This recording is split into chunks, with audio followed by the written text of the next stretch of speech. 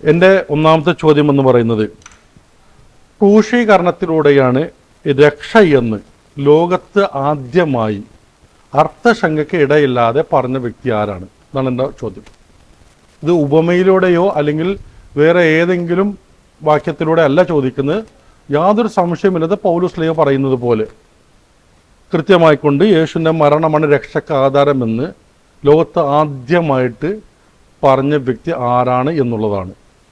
ഇനി നിങ്ങൾക്ക് വേറെ ഒരു ഉപമയിലൂടെ നിങ്ങൾക്ക് പറയാൻ ആഗ്രഹിക്കുന്നുവെങ്കിൽ നിങ്ങൾ പറയേണ്ടത് ആ വാക്യം മനസ്സിലാക്കിക്കൊണ്ട് ഏത് സമൂഹം, ഏത് വ്യക്തികൾ അതിനെക്കുറിച്ച് പറഞ്ഞിട്ടുണ്ട് എന്നുള്ളത് പറയണം. അത് പറയുമ്പോൾ യേശുവിൻ്റെ മരണത്തിന് മുമ്പുള്ള വ്യക്തികളിൽ നിന്നുകൊണ്ടായിരിക്കണം ആ ഉദ്ധരണി വരേണ്ടത് എന്ന കാര്യം കൂടി ഉണർത്തുകയാണ്. ചോദ്യം ഒന്നുകൂടി ആവർത്തിക്കുന്നു. ലോകത്ത് ആദ്യമായി യേശുവിൻ്റെ ക്രൂശ് മരണത്തിലൂടെയാണ് രക്ഷ എന്ന് പറഞ്ഞ വ്യക്തി ആരാണ് എന്നുള്ളതാണ് എൻ്റെ ചോദ്യം.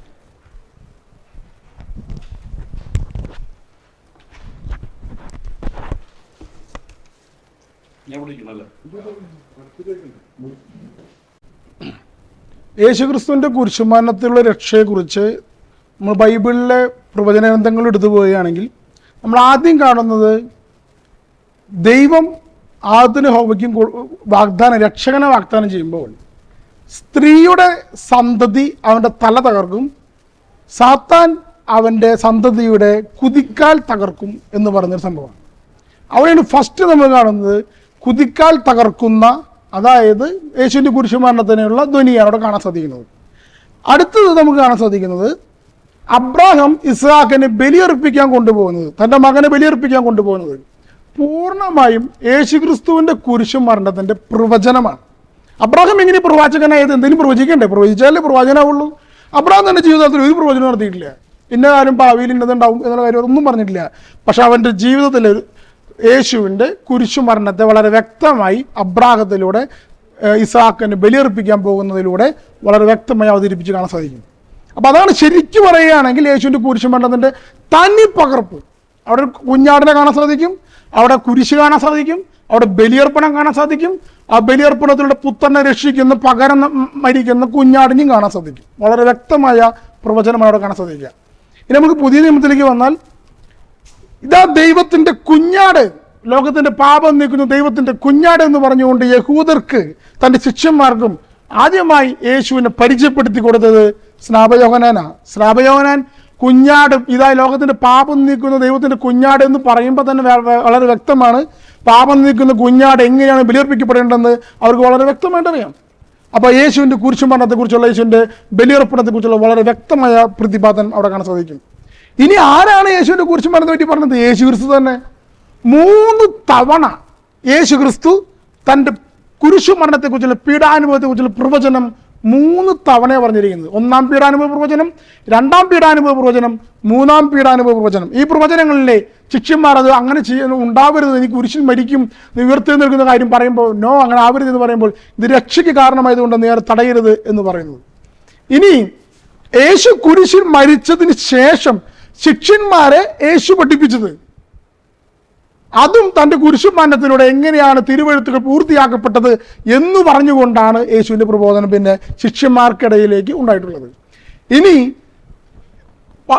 പത്രോസ്ലീഹായുടെ ആദ്യത്തെ പ്രസംഗം, ജെറുസലേമിലെ പ്രസംഗം, നിങ്ങൾ ജീവന്റെ നാഥനെ കുരിശിൽ തറച്ചു കൊന്നു എന്ന് പറഞ്ഞുകൊണ്ട്, ജീവന്റെ നാഥനാണ് അവൻ, കുരിശിൽ തറച്ചു കൊന്നു എന്നുള്ള വിഷയം അവതരിപ്പിച്ചുകൊണ്ട് യേശുവിൻ്റെ മരണത്തിൽ നിന്നുള്ള ഉയർപ്പിനെ പറ്റി നിന്റെ വളരെ വ്യക്തമായി പറഞ്ഞാൽ, അങ്ങേ പരിശുദ്ധൻ അഴിഞ്ഞു പോകുകയില്ല, അങ്ങൻ്റെ ആത്മാവിനെ പാതാളത്തിൽ തള്ളിക്കളയുകയില്ല എന്ന് പറഞ്ഞുകൊണ്ട് ആ കുരിശുമരണത്തിൻ്റെ ഉയർപ്പിൻ്റെ കാര്യം പറയാം.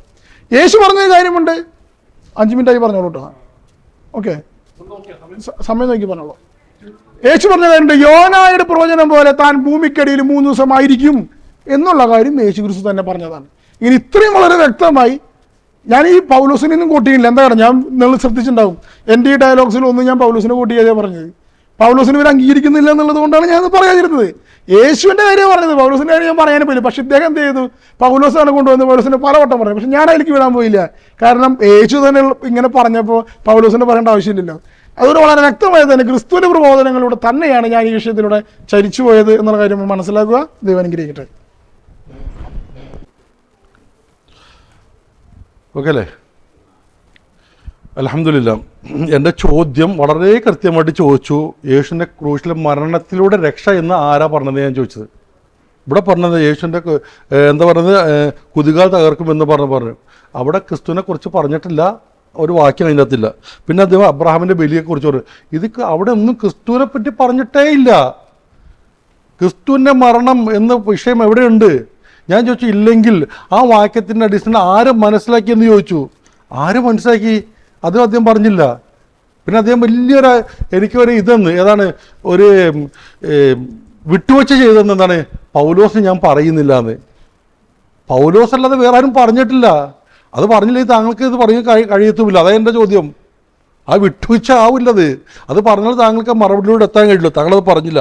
ഇനി പിന്നെ അദ്ദേഹത്തിന് ലോകത്തിൻ്റെ കുഞ്ഞാടെന്ന് പറഞ്ഞു. എന്താ തർക്കമുള്ളത്? ആ സമൂഹത്തിൻ്റെ പാപം നീക്കാൻ വേണ്ടി വന്ന വ്യക്തിയാണ് യേശുക്രിസ്തു. പക്ഷെ അത് ക്രൂശിലെ മരണത്തിലൂടെയാണ് എന്ന് ആര് പറഞ്ഞു? ഇതല്ലേ ചോദ്യം. അപ്പോൾ ഇവിടെ അദ്ദേഹം പറഞ്ഞ പിന്നെ യോനാ പ്രവചനം പറഞ്ഞു. അവിടെയും ക്രിസ്തുവിൻ്റെ മരണം എൻ്റെ മരണമാണെന്ന് പറഞ്ഞിട്ടില്ല. രക്ഷയുടെ വിഷയം പറഞ്ഞിട്ടില്ല. ഞാൻ അതുകൊണ്ട് വീണ്ടും ചോദ്യം ആവർത്തിക്കുന്നു. ഈ ക്രിസ്തുവിൻ്റെ മരണത്തിലൂടെയാണ് രക്ഷ എന്ന് ലോകത്ത് ആദ്യമായിട്ട് പറഞ്ഞ വ്യക്തി ആരാണ്? എൻ്റെ ചോദ്യം അതാണ്. ഇനി താങ്കൾക്ക് അറിയില്ലെങ്കിൽ പൗലോസിന് മുന്നേ പറഞ്ഞൊരു വ്യക്തിയുണ്ട്, കയ്യാഫോ പറഞ്ഞിട്ടുണ്ട്. താങ്കൾക്ക് കൂടി അതെങ്കിലും ഉദ്ധരിക്കാമായിരുന്നു. പക്ഷെ താങ്കൾ അതും ഉദ്ധരിച്ചില്ല. അപ്പോൾ അതുകൊണ്ട് എൻ്റെ ചോദ്യം ഇവിടെ യാതൊരു വിധത്തിനും മറുപടി വരാത്തതുകൊണ്ട് വീണ്ടും ഞാൻ ആവർത്തിക്കുകയാണ്. ക്രിസ്തുവിൻ്റെ മരണത്തിലൂടെ രക്ഷ എന്ന് ലോകത്ത് ആദ്യമായിട്ട് പറഞ്ഞത് ആരാണ്? അത് ഉപമയിലൂടെ ഉണ്ടെങ്കിൽ ആ ഉപമയിലൂടെ പറഞ്ഞതിന് ഏത് സമൂഹം അല്ലെങ്കിൽ ഏത് വ്യക്തിയാണ് ഇത് ക്രിസ്തുവിൻ്റെ മരണത്തെക്കുറിച്ചാണ് എന്ന് മനസ്സിലാക്കി ലോകത്തോട് പറഞ്ഞു എന്ന കാര്യം വ്യക്തമാക്കുക. അദ്ദേഹം ഉപചോദ്യം ചോദിച്ചത് ആദ്യത്തെ ചോദ്യം തന്നെ വീണ്ടും റിപ്പീറ്റ് ചെയ്യുകയും ചെയ്തത്. അപ്പോൾ റിപ്പീറ്റ് ചെയ്തതുകൊണ്ട് തന്നെ ഉത്തരവ് റിപ്പീറ്റ് ചെയ്യേണ്ട ഗതികേടാണുള്ളത്. കാരണം ഒരേ ചോദ്യം തന്നെ വീണ്ടും വീണ്ടും ചോദിച്ചാൽ ഒരേ ഉത്തരം തന്നെയല്ലേ പറയാൻ സാധിക്കുള്ളൂ. അതുകൊണ്ട് തന്നെ ഈ ചോദ്യത്തിൻ്റെ ഉത്തരം വീണ്ടും പറയേണ്ടതില്ല എന്നാണ് ഞങ്ങൾക്ക് മനസ്സിലാവുന്നത്. ഈ വീഡിയോ കണ്ടവർ അത് മനസ്സിലാക്കട്ടെ എന്നാണ് ഞാൻ കരുതുന്നത്. അദ്ദേഹത്തിൻ്റെ കാഴ്ചപ്പാടിൽ നിന്നുകൊണ്ടോ അല്ലെങ്കിൽ ആ വ്യത്യസ്ത മതമായതുകൊണ്ടോ അതിൽ നിന്ന് വായിക്കുന്നതുകൊണ്ട് മനസ്സിലാവാത്തതാണ് ബലിയർപ്പണം എന്താണെന്നും കുഞ്ഞാട് എന്താണെന്നും അതിലൂടെ ശ്രാപയോനം എന്താ പറഞ്ഞതെന്നും അബ്രാഹാം എന്ത് ചെയ്തു എന്നുള്ളത് വളരെ വ്യക്തമായി പറഞ്ഞു. പത്രോസിൻ്റെ പ്രസംഗത്തെ ഞാൻ കൂട്ടിയത് 2-ാമത്തെ അധ്യായത്തിലുള്ള പ്രസംഗം എങ്ങനെയായിരുന്നു? ആകാശത്തിന് കീഴെ മനുഷ്യരുടെ രക്ഷയ്ക്ക് വേണ്ടി മറ്റൊരു നാമവും നൽകപ്പെട്ടിട്ടില്ല, യേശു ക്രിസ്തുവിൻ്റെ നാമമല്ലാതെ എന്ന പത്രോസ് ലീഗായുടെ അപ്പോസ്തല പ്രവർത്തനം 4-ാം അധ്യായത്തിലെ 11-ാം വാക്യം കൂടി കൂട്ടിയതുകൊണ്ട് ഞാൻ നിർത്തുകയാണ്. Okay, thank you. അൽഹംദുലില്ലാ, എൻ്റെ ഒന്നാമത്തെ ചോദ്യത്തിന് എത്ര കണ്ട് മറുപടി വന്നു എന്നുള്ളത് ഇത് കേൾക്കുന്ന നിങ്ങൾ ഓരോരുത്തരും വിലയിരുത്തുക. രണ്ടാമത്തെ ചോദ്യം, ക്രിസ്തുവിൻ്റെ മരണത്തിലൂടെ ക്രിസ്തുവിൻ്റെ യഥാർത്ഥ ശിഷ്യന്മാർക്ക് ലഭിച്ച രക്ഷ എന്ന് പറയുന്നത് എന്താണ്? എന്ത് രക്ഷയാണ് ക്രിസ്തുവിൻ്റെ മരണത്തിലൂടെ യേശുവിൻ്റെ അധ്യാപനം കേട്ട് വിശ്വാസത്തിൽ വന്ന ശിഷ്യന്മാർക്ക് ലഭിച്ചത് എന്നുള്ള കാര്യമാണ് എൻ്റെ രണ്ടാമത്തെ ചോദ്യം. കാരണം നിങ്ങൾ പറയുന്ന എന്തെങ്കിലും ഒന്ന് കട്ട് ചെയ്യൂ. ഓക്കെ, നല്ലൊരു ചോദ്യമാണ് ഇപ്രാവശ്യം ചോദിച്ചത്. എന്താണ് രക്ഷ എന്നുള്ള, ശിഷ്യന്മാർക്ക് എന്ത് ലഭിച്ചു എന്നുള്ള വിഷയമാണ് ചോദിച്ചത്. വളരെ വ്യക്തമായി നമുക്ക് കാണാൻ സാധിക്കും, ശിഷ്യന്മാർക്ക് ക്രിസ്തുവിൻ്റെ കുരിശുമരണത്തിലൂടെ ലഭിച്ചത് പരിശുദ്ധാത്മാവിനെയാണ്. കാരണം യേശു ക്രിസ്തുവിന് മുമ്പ് വരെ പരിശുദ്ധാത്മാവ് ഒരു വ്യക്തിയിൽ നിന്ന് ഒരു വ്യക്തിയിലേക്ക് പകരപ്പെടുകയായിരുന്നു. നമുക്ക് ബൈബിളിൽ നോക്കിയാൽ കാണാൻ സാധിക്കും, അബ്രാഹാം, ഇസ്ഹാക്ക്, യാക്കോബ്, ഒരു വ്യക്തിയുടെ ഉള്ളിൽ ദൈവത്തിൻ്റെ ആത്മാവുള്ളൂ. മോശ കഴിഞ്ഞപ്പോൾ ജോഷ കഴിഞ്ഞപ്പോൾ ഓരോ ന്യായാധിപന്മാർ ഓരോരുത്തരായി. ഇങ്ങനെ ഒരു വ്യക്തിയിൽ നിന്ന് ഒരു വ്യക്തിയിലേക്ക് പകരപ്പെടുക. സാമുവേൽ പ്രവാചകൻ സാവൂളിന് അഭിഷേകം ചെയ്തപ്പോൾ അവനിൽ പരിശുദ്ധാത്മാവ് വന്നു. പിന്നെ ദാവീദിന് അഭിഷേകം ചെയ്തപ്പോൾ സാവൂളിൽ നിന്ന് വിട്ടുപോയി. 1 രാജാക്കന്മാർ 22-ാമത്തെ പുസ്തകത്തിൽ 22-ാം അധ്യായത്തിൽ കാണാൻ സാധിക്കും.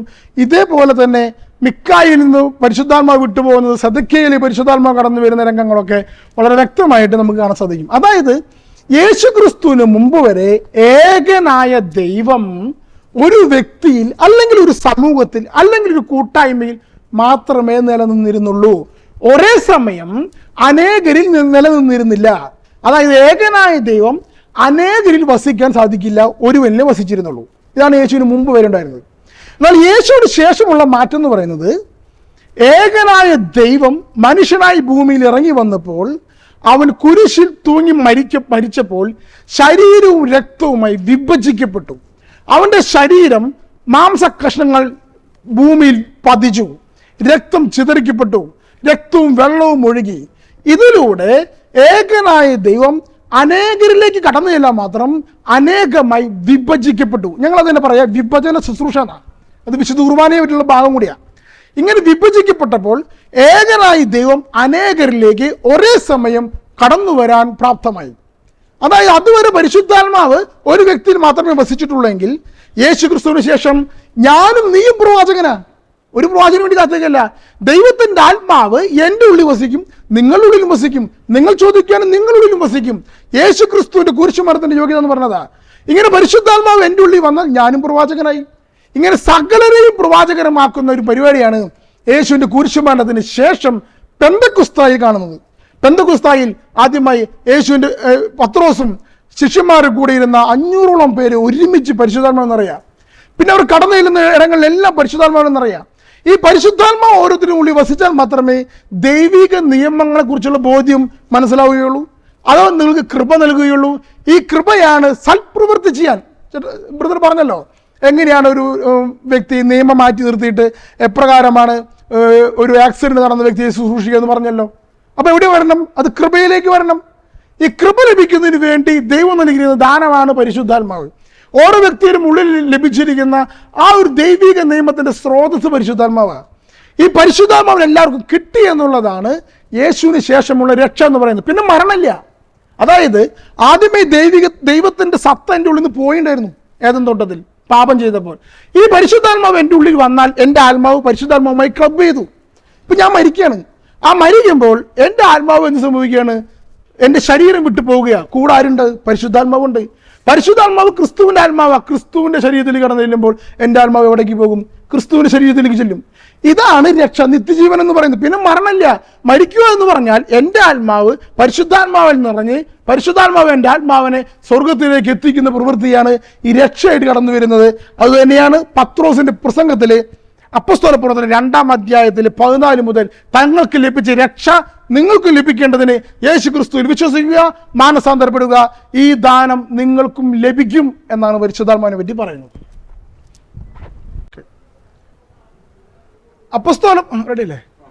അപ്പോസ്തല പ്രവർത്തനങ്ങളിലെ 2-ാം അധ്യായത്തിൽ പത്രോസിന്റെ പ്രസംഗത്തിലെ യേശുവിന്റെ കുരിശുമരണത്തിലൂടെ ലഭിച്ച പരിശുദ്ധാത്മാവിനെ കുറിച്ചാണ് പ്രസംഗിക്കുന്നത്. പരിശുദ്ധാത്മാവിനെ പറ്റി പറഞ്ഞതിന് ശേഷം ഇതെങ്ങനെയാണ് കിട്ടുക എന്ന് പറയുകയാണ്. നസ്രായനായ യേശുവിനെ കുറിച്ച് അവിടെ പറയുകയാണ്. എന്നാൽ അവൻ ദൈവത്തിൻ്റെ നിശ്ചിത പദ്ധതിയും പൂർവ്വജ്ഞാനവും അനുസരിച്ച് നിങ്ങളെ കൈകൾ ഏൽപ്പിക്കപ്പെട്ടു. അധർമ്മികളെ കൈകളാൽ അവനെ നിങ്ങൾ കുരിശിൽ തറച്ചു കൊന്നു. എന്നാൽ ദൈവം അവനെ മൃത്യുപാശത്തിൽ നിന്ന് വിമുക്തനാക്കി ഉയർപ്പിച്ചു. കാരണം അവൻ മരണത്തിൻ്റെ പിടിയിൽ കഴിയുക അസാധ്യമായിരുന്നു. ദാവീദ് അവനെ കുറിച്ച് പറഞ്ഞിരിക്കുന്നു, ഞാൻ കർത്താവിനെ എപ്പോഴും കൺമുമ്പിൽ ദർശിച്ചിരിക്കുന്നു. എന്തെന്നാൽ എൻ്റെ ആത്മാവിനെ അവിടുന്ന് പാതാളത്തിൽ ഉപേക്ഷിക്കുകയില്ല, അവിടുത്തെ പരിശുദ്ധം ജീർണിക്കാൻ അവിടുന്ന് അനുവദിക്കുകയുമില്ല. ജീവന്റെ വഴികൾ അവിടുന്ന് എനിക്ക് കാണിച്ചു തന്നു, തൻ്റെ സാന്നിധ്യത്തിൽ അവിടുന്ന് എന്നെ സന്തോഷഭരിതനാക്കി. ഇങ്ങനെ വളരെ വ്യക്തമായി പൗലോസ്ലീഹയുടെ പ്രസംഗത്തിൽ നിന്ന് ഞാൻ കോട്ട് ചെയ്ത് ഇപ്പോൾ പറഞ്ഞത്. പത്രോസ്ലീഹയുടെ പ്രസംഗത്തിൽ നിന്ന് കോട്ട് ചെയ്ത് പറഞ്ഞത്. ഇനി അടുത്തത് ഇദ്ദേഹം പറഞ്ഞ ഡയറക്റ്റ് ക്വസ്റ്റ്യൻസിൻ്റെ റോമാക്കാർക്ക് എഴുതിയ ലേഖനത്തിൽ പൗലോസ്ലീഹ വളരെ വ്യക്തമായി പഠിപ്പിച്ചിരിക്കുന്ന വിഷയം ഇതിനെക്കുറിച്ച്. ആകയാൽ ഇപ്പോൾ യേശു ക്രിസ്തുവിനോട് ഐക്യപ്പെട്ടിരിക്കുന്ന ഒരു ശിക്ഷാവിധിയില്ല. എന്തെന്നാൽ യേശു ക്രിസ്തുവിലുള്ള ജീവാത്മാവിൻ്റെ നിയമം നിന്നെ പാപത്തിൻ്റെയും മരണത്തിൻ്റെയും നിയമത്തിൽ നിന്ന് സ്വതന്ത്രനാക്കിയിരിക്കുന്നു. ഒരു ജീവാത്മാവിൻ്റെ നിയമത്തെ പറ്റി പറഞ്ഞു, പാപത്തിൻ്റെ നിയമം അതായത് ന്യായപ്രമാണത്തിലും അതുപോലെ മരണത്തിൻ്റെ നിയമം ശിക്ഷാവിധിയുടെ നിയമത്തെ പറ്റിയും പറഞ്ഞു. എങ്ങനെയാണ് ഇത് രക്ഷിച്ചിരിക്കുന്നത് വളരെ വ്യക്തമായി പറയുകയാണ്. ശരീരത്താൽ ബലഹീനമാക്കപ്പെട്ട നിയമത്തിന് അസാധ്യമായി ദൈവം ചെയ്തു. എന്താ ദൈവം ചെയ്തത്? അവിടുന്ന് തൻ്റെ പുത്രനെ പാപപരിഹാരത്തിന് വേണ്ടി പാപകരമായ ശരീരത്തിൻ്റെ സാദൃശ്യത്തിൽ അയച്ചുകൊണ്ട് പാപത്തിന് ശരീരത്തിൽ ശിക്ഷ വിധിച്ചു. അത് ശരീരത്തിൻ്റെ പ്രവണതകൾക്കനുസരിച്ച് ജീവിക്കാതെ ആത്മാവിൻ്റെ പ്രചോദനമനുസരിച്ച് ജീവിക്കുന്ന നമ്മിൽ നിയമത്തിൻ്റെ അനുശാസനം സഫലമാകുന്നതിന് വേണ്ടിയാണ്. ഞാൻ ഇതുവരെ പറഞ്ഞ അതേ പോയിന്റുകളെ വളരെ വ്യക്തമായി പറയുന്ന രംഗമാണ് യേശുവിൻ്റെ കുരിശുമരണത്തിലൂടെ എപ്രകാരമാണ് പരിശുദ്ധാത്മാവ് നമ്മളുള്ളിൽ വസിക്കുന്നതെന്നും എങ്ങനെയാണ് ഇതിന് സ്വതന്ത്രമായി പാപത്തിൻ്റെയും നിയമത്തിൻ്റെയും അടിമത്തത്തിൽ നിന്ന് സ്വതന്ത്രനാക്കിയിരിക്കുന്നതെന്നും അങ്ങനെ പരിശുദ്ധാത്മാവിൽ എങ്ങനെ ജീവിക്കണമെന്നും പൗലോസ് ഈ പറഞ്ഞ പ്രബോധനത്തെ പൂർത്തീകരിക്കുന്നതും റോമാക്കാർക്ക് എഴുതിയ ലേഖനത്തിലൂടെ വിജാതിയരോട് ഇതിൻ്റെ വ്യക്തത വെളിപ്പെടുത്തി കൊടുക്കുന്നതുമായ ഭാഗമാണ്. പത്രോസിന് പറയാൻ സാധിക്കുന്നത്, അല്ലെങ്കിൽ യേശുവിന്റെ ശിഷ്യന്മാർ കുഞ്ഞാടുന്ന ബലിയർപ്പണം എന്ന രീതിയിൽ അവതരിപ്പിച്ചെങ്കിൽ, ഇത് വിജാതിയരോട് പറയുന്നത് ഈ ന്യായപ്രമാണത്തിന്റെ അല്ലെങ്കിൽ ഈ നീതീകരണത്തിന്റെ പ്രത്യേകതയിലൂടെയാണ് കുരിശുമരണത്തെ അവതരിപ്പിച്ചിരിക്കുന്നത്.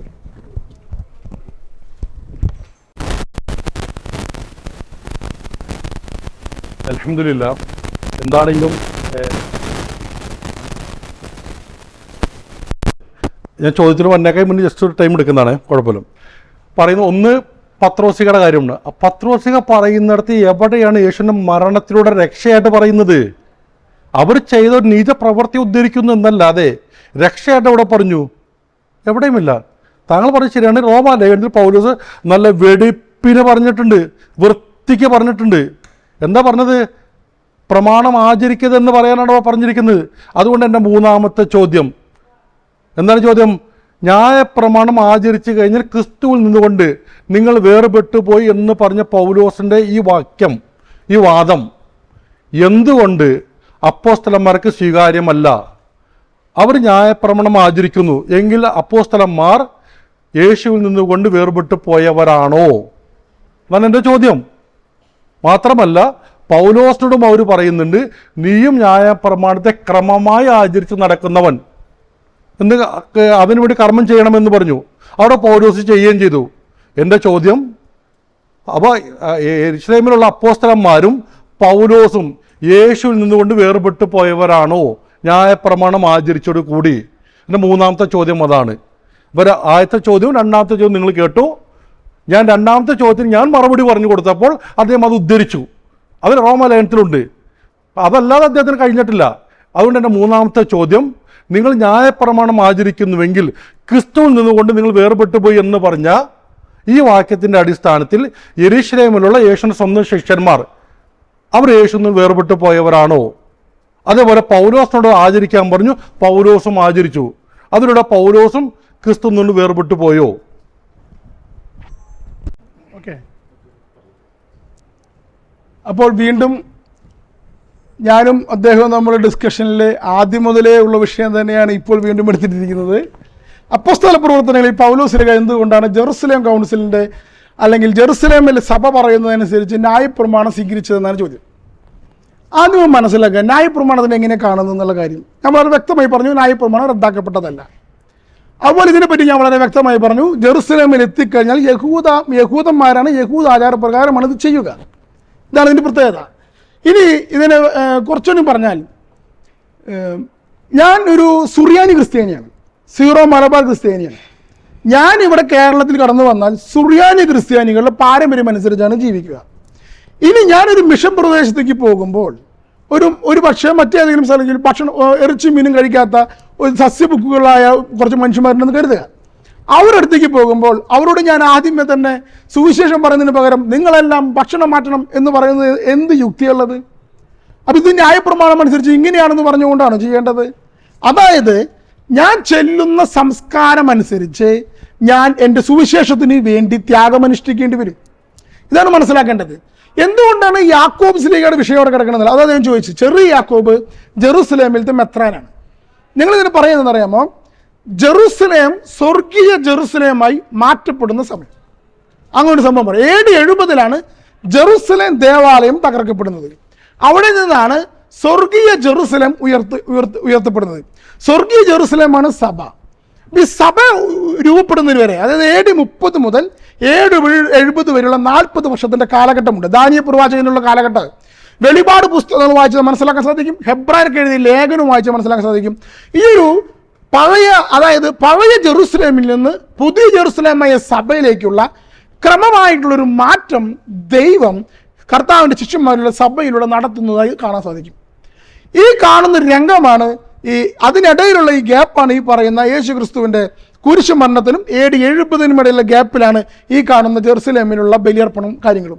ഇത് പഴയ ജെറുസലേമിൽ നിന്ന് പുതിയ ജെറുസലേമിലേക്കുള്ള മാറ്റമാണ്. AD 70 സഭയിലേക്ക് ഈ ജെറുസലേം മാറുന്നത്. ദാനിയേൽ പ്രവാചകന്റെ പുസ്തകത്തിൽ പറയുന്ന പ്രവചനമാണ്. അപ്പോൾ ഇത് ഈ ഒരു കാലഘട്ടത്തിൽ മനസ്സിലാക്കാതെ ഇതിങ്ങനെയാണ് അങ്ങനെയാണെന്ന് പറഞ്ഞാൽ ഇന്ന് ജെറുസലേമിൽ ആരെങ്കിലും പോയി ബലിയർപ്പിക്കുന്നുണ്ടോ? ഏതെങ്കിലും ക്രിസ്ത്യാനികളോ യഹൂദന്മാർ പോലും ബലിയർപ്പിക്കുന്നുണ്ടോ?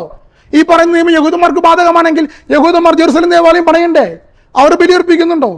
അവർ ബലിയർപ്പിക്കാതെ അവർ രക്ഷ കാണുന്നുണ്ടല്ലോ ഇന്നത്തെ കാലത്ത് യഹൂദന്മാർ. അപ്പോൾ ഇതിന് മനസ്സിലാക്കേണ്ടത് ആ സംസ്കാരത്തിൻ്റെ ആ കാലഘട്ടത്തിൻ്റെയും ആ ബലിയർപ്പണത്തെ എങ്ങനെയാണ് മാറ്റുന്നത് എന്നുള്ളത് വ്യക്തമായി മനസ്സിലാക്കിക്കൊണ്ടാണ്. അതാണ് ഇത് ശരിയായ ഉത്തരം. പക്ഷേ ഇത് പറഞ്ഞാൽ നിങ്ങൾക്ക് മനസ്സിലാക്കാനുള്ള പ്രാപ്തി ഉണ്ടാകുമെന്ന് എനിക്ക് അറിഞ്ഞുകൂടാ. പക്ഷേ ഇതിൽ ന്യായപ്രമാണം എന്ന വിഷയം വരുമ്പോൾ ന്യായപ്രമാണത്തിന് വേണ്ടിയിട്ടല്ല, ജെറുസലേം ദേവാലയത്തിൻ്റെ അനുഷ്ഠാനങ്ങളിലും, അതായത് ജെറുസലേമിലെ പൗരോഹിത്യത്തിൽ മെൽക്കിസദേക്കിൻ്റെ ക്രമപ്രകാരമുള്ള പുരോഹിതനാണ് യാക്കോബ് സ്ലീഹ, ചെറിയ യാക്കോബ്. അവസാനം ജെറുസലേം ദേവാലയത്തിൻ്റെ ഗോപുരത്തിൽ നിന്ന് മറ്റു റബോനി യഹൂദർ തള്ളി താഴെ ഇടുമ്പോഴാണ് ജെറുസലേം ദേവാലയത്തിൽ നാശം ആരംഭിക്കുന്നത്. ഇതൊക്കെ ചരിത്രത്തിൻ്റെ ചില ഭാഗങ്ങളാണ്. വെളിപാട് പുസ്തകത്തിലൂടെ വർണ്ണിക്കുന്നത് ഈ വിഷയങ്ങളാണ്, ഹെബ്രായ ലേഖനത്തിലും. അപ്പോൾ ഇതിൻ്റെ ആ ഒരു ഇത് മനസ്സിലാക്കാത്തത് കൊണ്ടാണ് ഈ വിഷയത്തിൽ നിങ്ങൾക്ക് ഇപ്പോഴും സംശയം കടന്നു വരുന്നത്. ദൈവം അനുഗ്രഹിക്കട്ടെ.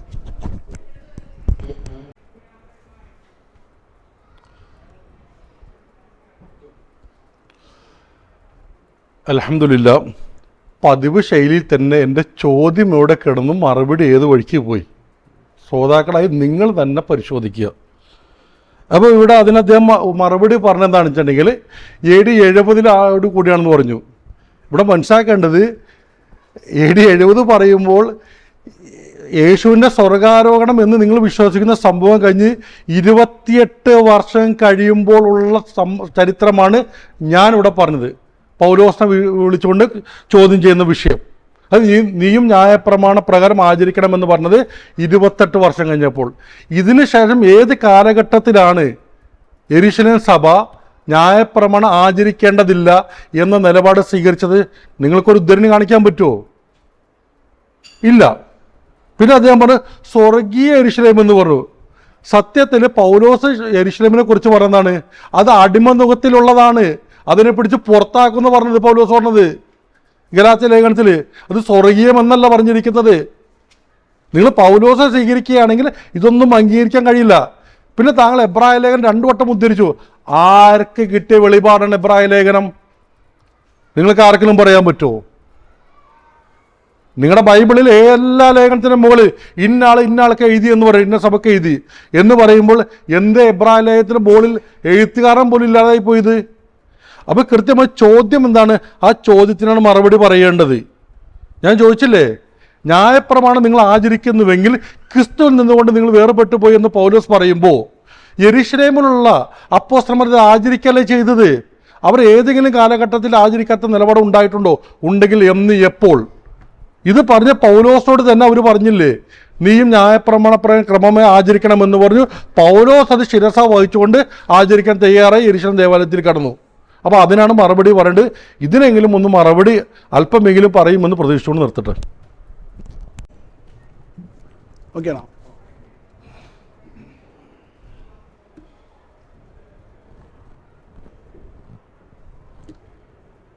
പ്രിയ സഹോദരങ്ങളെ, നമ്മളിതിൽ മൊത്തം കണ്ടൊരു പ്രത്യേകതയുണ്ട്. എന്താണെന്നറിയാമോ? ബൈബിൾ അടിസ്ഥാനത്തിൽ ഇതിൻ്റെ വാക്യമുണ്ടോ എന്ന് ചോദിക്കും. എന്നാൽ ബൈബിളിലെ വാക്യം കാണുമ്പോൾ എന്ത് ചെയ്യും? അത് ഹെബ്രായ ലേഖൻ അത് ആരാണെന്ന് അറിഞ്ഞുകൂടാ. പൗലോസ് എഴുതിയതല്ലേ. ഇനി സുവിശേഷങ്ങളെടുത്ത് വീണ്ടും ഇത് പറയും, ഇത് ഇന്നാൾ എഴുതിയതല്ലേ, ആൾ എഴുതിയതല്ലേ, അതൊന്നും നിങ്ങൾക്ക് ബാധകമല്ല. അപ്പോൾ ബൈബിളിൽ ഏത് ഭാഗമാണ് നിങ്ങൾ അംഗീകരിക്കുന്നത്? ഒന്നെങ്കിൽ ബൈബിൾ വെച്ച് ചർച്ച ചെയ്യുമ്പോൾ ബൈബിൾ മുഴുവൻ അംഗീകരിച്ചുകൊണ്ട് വേണം ഈ ചർച്ചയെ നേരിടാൻ. അല്ലെങ്കിൽ പിന്നെ നിങ്ങൾ പറയണം ബൈബിൾ ഞങ്ങൾ അംഗീകരിക്കുന്നില്ല, അതുകൊണ്ട് ഞങ്ങൾ വിശ്വസിക്കുന്നില്ല. ഓക്കെ, അത് വളരെ സിമ്പിളാണ് ഉത്തരം. ബൈബിൾ അടിസ്ഥാനമാക്കിയാണ് ഈ വാദം എന്നതുകൊണ്ട് ബൈബിളിൻ്റെ ആദ്യം തൊട്ട് അവസാനം വരെയുള്ളതെല്ലാം ദൈവനിവേശിതമാണ്. അപ്പോൾ അതിന് ക്രമമായൊരു റെവലേഷൻ ഉണ്ട്. ആ റെവലേഷൻ അനുസരിച്ചാണ് ഞാൻ പറഞ്ഞു തന്നത്. ഞാൻ വളരെ വ്യക്തമായി എൻ്റെ വിഷയാവതരണത്തിൽ തന്നെ പറഞ്ഞു. ആദ്യം എങ്ങനെയാണ് പ്രമാണം, അത് പഴയ നിയമം എങ്ങനെയായി, പുതിയ നിയമം എങ്ങനെ പൂർത്തീകരിക്കപ്പെട്ടു എന്നുള്ളത്. അപ്പോൾ ഹെബ്രായ ലേഖനത്തിൽ വളരെ വ്യക്തമായി ബലിയർപ്പണം നിന്നുപോയ കാര്യത്തെക്കുറിച്ച് വളരെ വ്യക്തമായി പറയുന്നുണ്ട്. ഇദ്ദേഹം സ്വർഗീയ ജെറുസലേം എന്ന് പറയുന്നത് പഴയ ജെറുസലേമിനെയാണ് അല്ല. ഞാൻ പറഞ്ഞത് പഴയ ജെറുസലേം നശിപ്പിക്കപ്പെടുമ്പോൾ പുതിയ ജെറുസലേം, അത് സ്വർഗീയ ജെറുസലേം എന്ന് പറയുന്നത് പരിശുദ്ധ കത്തോലിക്ക സഭയെ പറയുന്നത്, ലോകം മുഴുവനുള്ള സഭയെ, ക്രൈസ്തവ സമൂഹത്തെ പറയുന്നത് ഇതാണ് പുതിയ ജെറുസലേം. ഇനി പഴയ ജെറുസലേം ആ മലയിലോ ഈ മലയിലോ ആരാധിക്കുന്ന കാലഘട്ടമായിരുന്നു. യേശു പറഞ്ഞ എന്താ? ഈ ആ മലയിലോ ഈ മലയിലോ അല്ല, പിതാവിൻ്റെ സത്യത്തിലും ആത്മാവിലും, അതായത് പരിശുദ്ധത്വത്തിൽ, സത്യത്തിലും ആത്മാവിലും, സത്യം യേശു ക്രിസ്തു, ആത്മാവ് പരിശുദ്ധാത്മാവ്, പിതാവിനെ ആരാധിക്കുന്ന സമയം വന്നു കഴിഞ്ഞു എന്നാണ് യേശു ക്രിസ്തു പഠിപ്പിച്ചത്. അപ്പോൾ ഈ ഒരു വിഷയത്തെ മനസ്സിലാക്കാൻ സാധിക്കാത്തത് അതിൻ്റെ ബേസ്, അതായത് ബൈബിൾ എങ്ങനെ പഠിക്കണം അല്ലെങ്കിൽ ബൈബിളിലെ വിഷയങ്ങൾ എങ്ങനെയാണ് മുന്നോട്ട് പോകേണ്ടതിൻ്റെ ബേസ് ഇല്ലാത്തത് കൊണ്ടാണ് നിങ്ങൾക്കിത് മനസ്സിലാക്കാൻ സാധിക്കാത്തതെന്ന് മാത്രമേ എനിക്ക് പറയാൻ പറ്റുള്ളൂ. ഹെബ്രായ ലേഖനത്തിൽ വളരെ വ്യക്തമായി ബലിയർപ്പണം നിന്നുപോയതും പുതിയ പൗരോഹിത്യം മഹാപുരോഹിതൻ എന്ന യേശു ക്രിസ്തു കടന്നു വരുന്നതും മെൽക്കിസെദെക്കിന്റെ ക്രമപ്രകാരം പുരോഹിതനാകുന്നതും എല്ലാം വളരെ വ്യക്തമായിട്ട് അവതരിപ്പിച്ചിട്ടുണ്ട്. അതുപോലെ തന്നെ വെളിപാട് പുസ്തകത്തിലും ഈ സ്വർഗീയ ജെറുസലേമിൽ സഭ എങ്ങനെയാണ് മൃഗബലിയെ ധാന്യബലിയാക്കി മാറ്റുന്നത്, അത് യേശു ക്രിസ്തുവിൻ്റെ വിശുദ്ധ കുർബാന സ്ഥാപനം. അതായത് ആദ്യം നരബലിയായിരുന്നു, അബ്രാഹത്തിലൂടെ മൃഗബലിയായി, മോശയിലൂടെ മൃഗബലി എന്നുള്ള നിയമം ഉണ്ടായിരുന്നു, യേശു ക്രിസ്തു ധാന്യബലിയിലേക്ക് മാറ്റി എന്നുള്ള വസ്തുത മനസ്സിലാക്കണം. ഇങ്ങനെയുള്ള വസ്തുതകളാണ് ബേസിക്കായിട്ട് എന്നുള്ളത് പഠിക്കാൻ ആഗ്രഹിക്കുന്നത് തീർച്ചയായും ലഭിക്കും.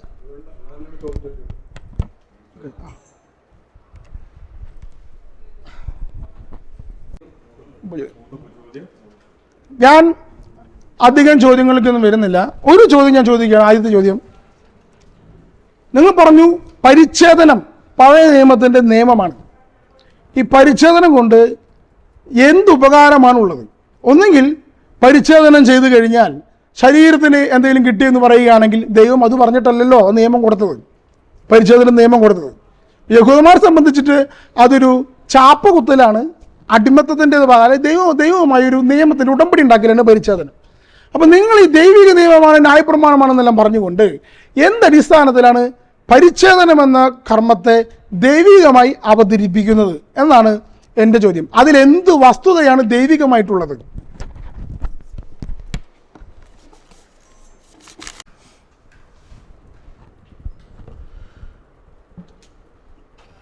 ഓക്കെ അല്ലേ?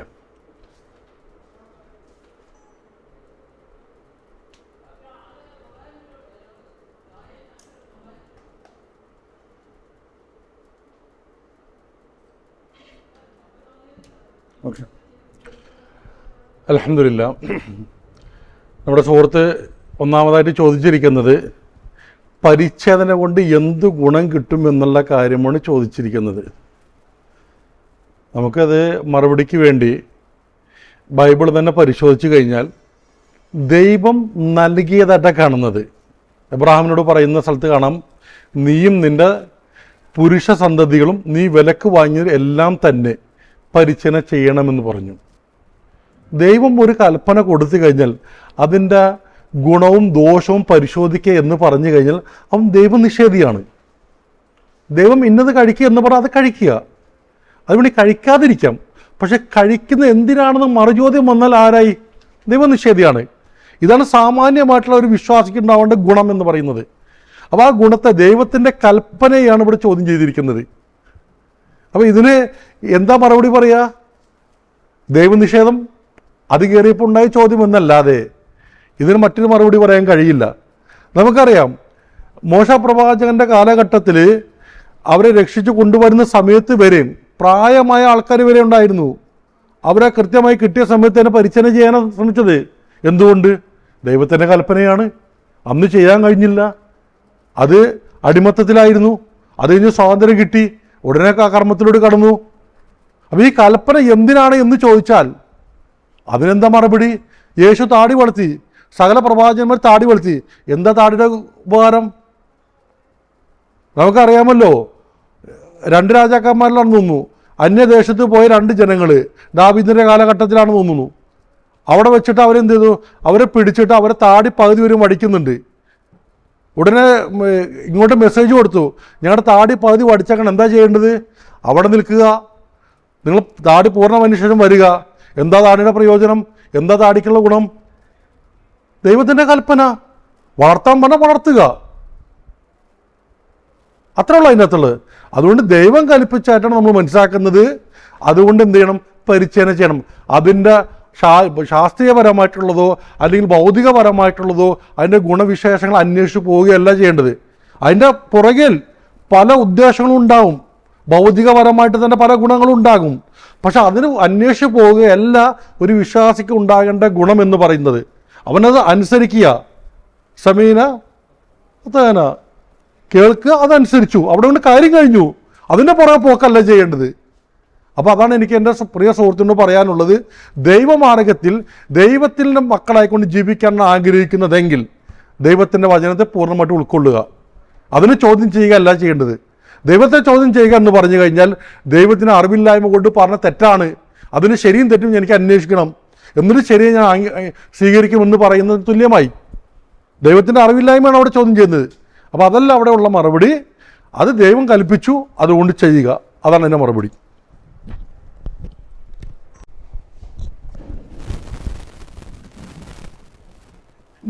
ഓക്കെയാണോ? ന്യായപ്രമാണത്തിൻ്റെ അനുസരണത്തിൻ്റെ പരിതാപകരമായ ഒരു അവസ്ഥയാണ് ഞാനിവിടെ ചൂണ്ടിക്കാണിക്കാൻ ഉപയോഗിച്ചത്. എന്തിനായി നിയമം കൊടുത്തത് ദൈവത്തിനും അറിയില്ല, എന്തിനായി നിയമം സ്വീകരിക്കണമെന്ന് അറിഞ്ഞൂടാ, പറഞ്ഞു, അതനുസരിച്ചു. അതിനപ്പുറത്തേക്ക് നോ ആൻസർ. ഇതിനെ പറയുന്ന പേരാണ് അന്ധവിശ്വാസം. ഒരു വസ്തുതയായി ഇപ്പോൾ യഹൂദന്മാരെ സംബന്ധിച്ചുള്ള അതിന് ന്യായപ്രമാണത്തിൽ അടിസ്ഥാനമുണ്ട്. അവരെ ഈ വിഷയത്തിൽ പരിച്ഛേദന എന്ന് പറഞ്ഞാൽ 10 കൽപ്പനകൾ ഞങ്ങൾ അടിമകളെ പോലെ അനുസരിച്ച് കൊള്ളാമെന്നതിന് ഉടമ്പടിയുടെ ഭാഗം. ഇവരുടെ തമ്മിൽ എന്താണ്? ദൈവം പറഞ്ഞു അനുസരിച്ചു എന്നല്ല, അതിനപ്പുറത്തേക്ക് ഒന്നും തന്നെ ഇല്ല. അതായത് ന്യായപ്രമാണം എന്ന് പറയുന്നത് അന്ധവിശ്വാസത്തിൻ്റെ തലമാണ്. അതിൻ്റെ ബ്ലൈൻഡായിട്ടുള്ള സ്വീകരണം എന്ന് പറയുന്നത് അന്ധവിശ്വാസത്തിൻ്റെ തലമാണ്. അത് വളരെ വ്യക്തമായി തെളിയുക. ഞാൻ മറ്റൊരു ചോദ്യം, ഉപചോദ്യം നിലയിലേക്ക് പോവാണ്. ഇവർക്ക് കൂടുതൽ പറയാൻ പറ്റുന്ന എളുപ്പമുള്ള ചോദ്യമായിരിക്കും. ഇസ്ലാമിലുള്ളൊരു വിഷയമാണ്, ഒരു സ്ത്രീ ഭർത്താവ് മരിച്ചു കഴിഞ്ഞാൽ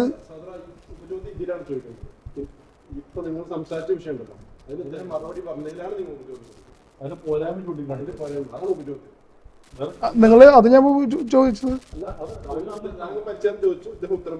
മതത്തിന്റെ വിഷയം തന്നെ ഉദ്ദേശിച്ചത്. അല്ല, വിഷയമില്ല, നിങ്ങൾക്ക് പറയാലോ. അപ്പോൾ ഇതേപോലെ ന്യായപ്രമാണത്തെ അനുസരിക്കുന്ന ചോദ്യമാണ്, ഇത് ആചരിക്കുന്നത് ഇസ്ലാമിൽ 3 മാസം കഴിഞ്ഞാലാണ് ഇസ്ലാമിൽ ഭർത്താവ് മരിച്ചു കഴിഞ്ഞാൽ വിവാഹം കഴിക്കാൻ പാടുള്ളൂ. അപ്പോൾ അതിൽ പ്രധാനപ്പെട്ട ഒരു യുക്തിപരമായ വിഷയം എന്ന് പറയുന്നത് ഇത്രയാണ്: 3 മാസം കഴിഞ്ഞാൽ ഗർഭമുണ്ടോ എന്നുള്ള കാര്യം വസ്തു നമുക്ക് തിരിച്ചറിയാൻ സാധിക്കും. ഇന്നത്തെ കാലഘട്ടത്തിൽ 1 മാസം കഴിഞ്ഞാൽ നമുക്കറിയാൻ സാധിക്കും ഗർഭിണിയാണോ അല്ലയോ എന്നുള്ള കാര്യം. ആ ഒരു സാഹചര്യം നിയമമുള്ളപ്പോൾ ഇതാന്നുള്ള നിയമം ഇന്ന് അനുഷ്ഠിക്കേണ്ടതുണ്ടോ? ഇങ്ങനെ വസ്തുത മനസ്സിലാക്കിയ പോരെ?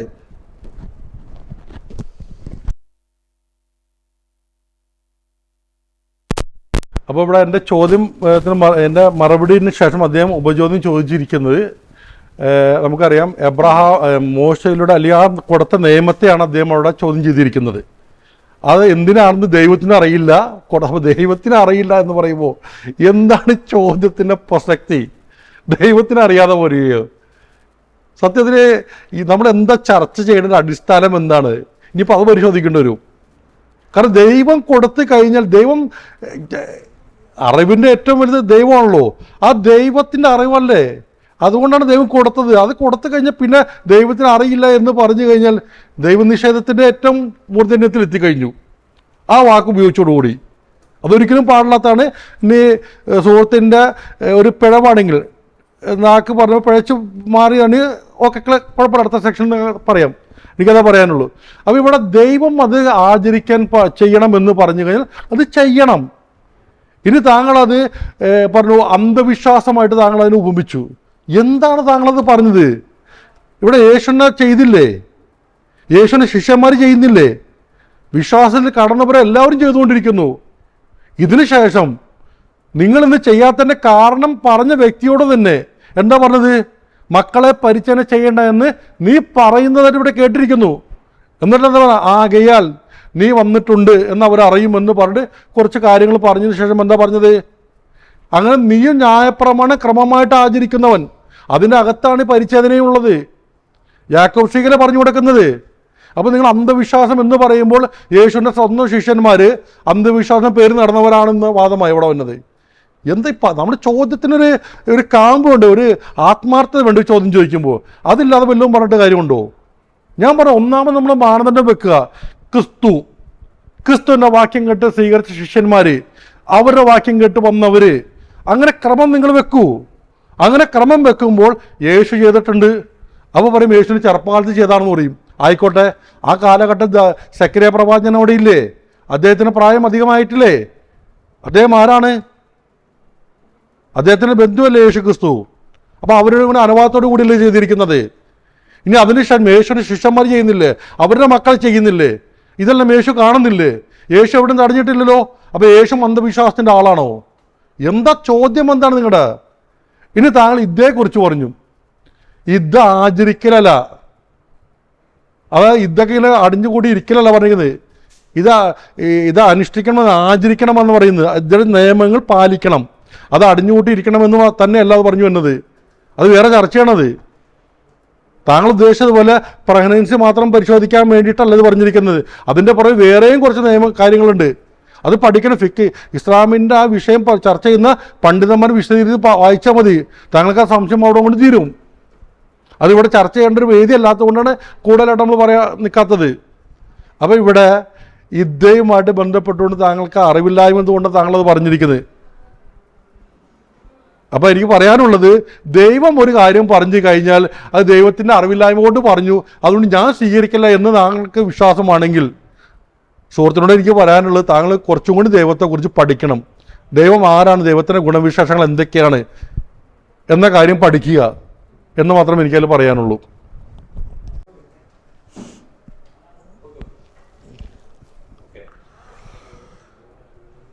അൽഹംദുലില്ലാ, വളരെ സൗഹൃദപരമായിട്ട് നമ്മളിന്നിവിടെ നടത്തിയ ചർച്ചയുടെ സമാപന സെക്ഷനിലാണ് ഞാനുള്ളത്. ഞാൻ തുടക്കം മുതൽ പറഞ്ഞൊരു കാര്യത്തെ വീണ്ടും ആവർത്തിക്കുക മാത്രമാണ് ചെയ്യുന്നത്. ഭൂമിയിൽ ഏതാനും കുറച്ച് സമയം ജീവിക്കുവാൻ അനുവാദം കിട്ടിയിരിക്കുന്ന മനുഷ്യരെ നാം ഓരോരുത്തരും നമ്മളിവിടെ ജനിപ്പിച്ചു. നമുക്കിവിടെ ജീവിക്കാനുള്ള എല്ലാം സാഹചര്യങ്ങൾ തന്ന ദൈവം തമ്പുരൻ പടച്ചവന് സ്തുതിച്ചുകൊണ്ട് അവൻ്റെ നിയമനിർദ്ദേശങ്ങൾ പാലിച്ചുകൊണ്ട് ജീവിക്കുക എന്നുള്ളതാണ്. അതിന് ആദ്യം തന്നെ ഞാൻ എന്നോട് തന്നെ ഉണർത്തുന്നു, ബാക്കി നിങ്ങളും ഓരോരുത്തരും ഉണർത്തുകയാണ് ചെയ്യുന്നത്. ഇവിടെ ആ പടച്ചവൻ്റെ നിയമത്തെ യഥാവിധി ഓരോ പ്രവാചകന്മാരിലൂടെ ഭൂമിയിൽ വരികയും ആ പ്രവാചകന്മാർ സ്വന്തം ജീവിതത്തിൽ പാലിച്ചുകൊണ്ട് അവരുടെ സമൂഹത്തിന് പറഞ്ഞു കൊടുത്ത് പഠിപ്പിക്കുന്ന രീതിയാണ് ബൈബിളിലും നമുക്ക് കാണാൻ കഴിയുന്നത്. ഉൽപ്പത്തി മുതൽ മലാക്കി വരെ നോക്കിയാൽ കാണുന്നത് പ്രവാചകന്മാർ ദൈവിക വചനത്തിലൂടെ ജീവിക്കുന്നവരായിട്ട് കാണാൻ കഴിയും. എന്നാൽ ചില പ്രവാചകന്മാരെക്കുറിച്ച് അല്പസ്വല്പം തെറ്റായ വീക്ഷണം ഉണ്ടെങ്കിലും ആ വീക്ഷണം നമ്മൾ പരിശോധിക്കുകയാണെങ്കിൽ അത് ദൈവത്തിൻ്റെ തിരഞ്ഞെടുക്കുന്ന വിഷയത്തിൽ തെറ്റുപറ്റി എന്ന് പറയുന്നൊരു അവസ്ഥയിലൂടെ എത്തും എന്ന കാര്യം ഉറപ്പാണ്. അതുകൊണ്ട് എനിക്ക് പറയാനുള്ളത്, അത് തെറ്റായ വീക്ഷണം കൊണ്ട് എഴുതപ്പെട്ടതാണെന്നും ദൈവം പ്രവാചകന്മാരെ തിരഞ്ഞെടുക്കുന്നത് ദൈവത്തിൻ്റെ വചനം കൊണ്ട് ഭൂമിയിൽ ജീവിക്കുവാൻ മനുഷ്യരെ പ്രാപ്തനാക്കുവാനുള്ള ഒരു ദൗത്യത്തിന് വേണ്ടിയാണെങ്കിൽ ആ പ്രവാചകന്മാർ ഒരിക്കൽ പോലും ദൈവിക കൽപ്പനയ്ക്ക് വിരുദ്ധമായിട്ട് ജീവിക്കില്ല എന്നും അങ്ങനെ ജീവിക്കുന്നത് കണ്ടുകൊണ്ട് ആ സമൂഹവും പ്രവാചകന്മാർ പിൻപറ്റേണ്ടതാണ് എന്നുള്ളതും മുൻനിർത്തിക്കൊണ്ട് വേണം നമ്മൾ ദൈവിക മാർഗത്തെ പഠിക്കുവാനായിട്ടുള്ളത്. ഈ പ്രവാചകന്മാരിൽ ഇസ്ലാമിൻ്റെ വീക്ഷണപ്രകാരം 1,00,000 ചില്ലാൻ പ്രവാചകന്മാർ എന്ന് പറയുമ്പോൾ ആ പ്രവാചകന്മാരിൽ ഏറ്റവും ശ്രേഷ്ഠമായിക്കൊണ്ട് 5 പ്രവാചകന്മാരെ പറയുമ്പോൾ ഒരു വ്യക്തിയാണ് ബഹുമാനപ്പെട്ട യേശുക്രിസ്തു അലൈഹി ഇസ്ലാം എന്ന് പറയുന്നത്. അതുപോലെ മറ്റൊരു പ്രവാചകനാണ് ഇബ്രാഹിം നബി അലൈഹി ഇസ്ലാം എന്ന് പറയുന്നത്. ഇബ്രാഹിം നബി അലൈഹി ഇസ്ലാമിനെ കുറിച്ച് നാം കൂടുതൽ പഠിക്കേണ്ടിയിരിക്കുന്നു. ത്യാഗത്തിൻ്റെ സമ്പൂർണമായ മാതൃക ഇബ്രാഹിം നബി അലൈഹി ഇസ്ലാമിലൂടെ നമുക്ക് കണ്ടെത്താൻ കഴിയുമെന്നുള്ളതാണ്. ത്യാഗം എത്രത്തോളം ഒരു മനുഷ്യനിക്ക് വിട്ടുവീഴ്ച ചെയ്തുകൊണ്ടും സഹനത്തിലൂടെയും ജീവിക്കാൻ സാധിക്കുമോ അതിൻ്റെ ഉത്തമ ഉദാഹരണമായിക്കൊണ്ട് ഇബ്രാഹിം നബി അലൈഹി ഇസ്ലാമെ കാണുമ്പോൾ ആ ഇബ്രാഹിം നബി അലൈഹി ഇസ്ലാമിനെ തന്നെ പ്രകീർത്തിച്ചുകൊണ്ട് യേശു ക്രിസ്തു പറയുന്ന വാക്യങ്ങൾ ബൈബിളിലൂടെ നാം ഇന്ന് വായിക്കുകയാണ്. ആ ഇബ്രാഹിം നബിയുടെ മാർഗത്തെ പിൻപറ്റാതെ യേശുവിൻ്റെ മാർഗത്തിലെത്തുവാൻ സാധിക്കില്ല എന്ന കാര്യം മുൻനിർത്തിക്കൊണ്ട് എനിക്ക് പറയുവാനുള്ളത്, ആ ഇബ്രാഹിം നബിയും അതിനുശേഷം വന്ന പ്രവാചകന്മാരും മൂസാ നബി അലൈഹി ഇസ്ലാം, അതിനുശേഷം ദാവൂദ് നബി അലൈഹി ഇസ്ലാം, അങ്ങനെയുള്ള സകല പ്രവാചകന്മാർ പഠിപ്പിച്ച മാർഗത്തെ തന്നെ യേശു ക്രിസ്തു ഇവിടെ വന്നുകൊണ്ട് പഠിപ്പിക്കുകയും യേശു ക്രിസ്തു പഠിപ്പിക്കുമ്പോൾ മൂസാ നബി അലൈഹി ഇസ്ലാമിന് അവതീർണമായ തൗറാത്തിൽ നിന്നുകൊണ്ട് ആ തൗറാത്തിൻ്റെ നിയമങ്ങളെ എങ്ങനെയാണ് ഒരു മനുഷ്യനിക്ക് ഭൂമിയിൽ ജീവിക്കുന്ന സമയത്ത് പ്രാക്ടിക്കലായിക്കൊണ്ട് അല്ലെങ്കിൽ പ്രാവർത്തികമാക്കുവാൻ അവൻ്റെ ഹൃദയത്തെ എങ്ങനെയാണ് പരിവർത്തിക്കേണ്ടത് എന്ന കാര്യം പഠിപ്പിച്ചു കൊടുക്കുക മാത്രമാണ് ചെയ്തത് എന്ന കാര്യം വളരെ വ്യക്തമായിക്കൊണ്ട് നമുക്ക് വായിക്കാൻ കഴിയുമെന്നുള്ളതാണ്. എന്നാൽ ഈ അധ്യാപനത്തിൽ ഉൾക്കൊണ്ടുകൊണ്ട് ഈ അധ്യാപനത്തെ നെഞ്ചിലേറ്റിക്കൊണ്ട് ജീവിച്ച യഥാർത്ഥ ശിഷ്യന്മാരുടെ മാർഗത്തെ പിൽക്കാലത്ത് ആ ശിഷ്യന്മാരിലോട്ട് അണികൾ ഒഴുകുന്നത് കണ്ടുകൊണ്ട് അന്നത്തെ യഹൂദ പൗരോഹിത്യം ഒരു പദ്ധതി തയ്യാറാക്കുകയും അതിൻ്റെ അടിസ്ഥാനത്തിൽ യേശുവിനെ കൊല്ലുവാനായിട്ട് രംഗത്ത് വരുന്നത് നമ്മൾ കാണുകയാണ് ചെയ്യുന്നത്. ഇവിടെ എനിക്ക് ഉണർത്താനുള്ളത്, ആ യേശു പഠിപ്പിച്ച മാർഗത്തെ കൃത്യമായി കൊണ്ട് പിൻപറ്റിയ ആ അപ്പോസ്തലന്മാർ ഏത് മാർഗത്തിലൂടെയാണ് അവരുടെ വിശ്വാസത്തെയും അവരുടെ കർമ്മത്തെയും അവർ ക്രമപ്പെടുത്തിയത്, അതേ മാർഗത്തിൽ തന്നെ നാം എത്തിപ്പെടണം. എങ്കിൽ മാത്രമേ നമ്മളും യേശുവിൻ്റെ യഥാർത്ഥ മാർഗത്തിൽ എത്തുകയുള്ളൂ എന്നുള്ളതാണ്. അതല്ലാതെ അപ്പോസ്തലന്മാരുടെ മാർഗത്തെ ശപിക്കപ്പെട്ടതാണ്, അവരെ പിടിച്ച് പുറത്താക്കണമെന്ന് പറയുന്ന ഒരു വ്യക്തിയുടെ ലേഖനങ്ങളോ ഒരു വ്യക്തിയുടെ അധ്യാപനമോ അല്ല നാം സ്വീകരിക്കേണ്ടത്. യഥാർത്ഥത്തിൽ യേശു പഠിപ്പിച്ച മാർഗം, ഞാൻ വീണ്ടും ആവർത്തിക്കുകയാണ്, അത് സത്യമാണ്, അത് സത്യമാണ്, അത് സത്യം തന്നെയായിരുന്നു. അത് ദൈവിക മാർഗമാണ്, അത് ദൈവിക മാർഗമാണ്, അത് നിത്യതയ്ക്കുള്ള മാർഗം തന്നെയായിരുന്നു. ആ മാർഗം ആര് പിൻപറ്റുന്നുവോ അവർക്ക് തീർച്ചയായിട്ടും ഇന്ന് മുഹമ്മദ് നബി സല്ലല്ലാഹു അലൈഹി വസല്ലം പഠിപ്പിച്ച ആ മാർഗത്തിൽ എത്തിപ്പെടുവാൻ യാതൊരു പ്രയാസവും ഉണ്ടാവുകയില്ല എന്നുള്ളതാണ്. എന്നാൽ ഇന്നത്തെ സമൂഹത്തിന് എന്ത് സംഭവിച്ചു? ആ യേശുക്രിസ്തു പഠിപ്പിച്ച മാർഗത്തെ തള്ളിക്കളഞ്ഞുകൊണ്ട് പുതിയൊരു അധ്യാപനം വന്നപ്പോൾ അതിനെ പിൻപറ്റിയത് കൊണ്ടാണ് ഇന്ന് മുഹമ്മദ് നബിയുടെ അധ്യാപനം വിശുദ്ധ ഖുർആനും നിങ്ങൾക്ക് പഠിക്കുവാനോ അല്ലെങ്കിൽ നിങ്ങൾക്ക് മനസ്സിലാക്കുവാനോ നിങ്ങൾ മുതിരാത്ത എന്നുള്ള കാര്യത്തെ മാത്രമാണ് എനിക്ക് ഉണർത്താനുള്ളത്. നിങ്ങളോട് വീണ്ടും എനിക്ക് ഉണർത്താനുള്ളത്, ഇത് കേൾക്കുന്ന ഓരോ വ്യക്തിയോടും എനിക്ക് പറയുവാനുള്ളത്, യേശുക്രിസ്തു പഠിപ്പിച്ച, മുൻകാല പ്രവാചകന്മാർ പഠിപ്പിച്ച അതേ മാർഗത്തിൻ്റെ തന്നെ പൂർത്തീകരണമായിരുന്നു മുഹമ്മദ് നബി സല്ലല്ലാഹു അലൈഹി വസല്ലമയിലൂടെ പൂർത്തിയായിരിക്കുന്നത്. അത് ദൈവികമാണ്, അത് ദൈവികമാണ്, 100% ദൈവികം തന്നെയായിരുന്നു. അതിന് ഏറ്റവും വലിയ തെളിവുകളാണ് ഇന്നത്തെ മോഡേൺ സയൻസും.